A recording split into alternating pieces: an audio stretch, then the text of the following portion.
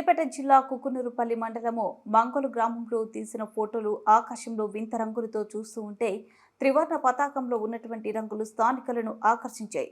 చూస్తున్న ప్రజలందరూ ఆశ్చర్యానికి గురయ్యారు. కనీసం అరగంట పాటు వీక్షించారు. దీని గల కారణాలు ఏమై ఉండొచ్చని ప్రజలు ఆశ్చర్యానికి లోనవుతున్నారు.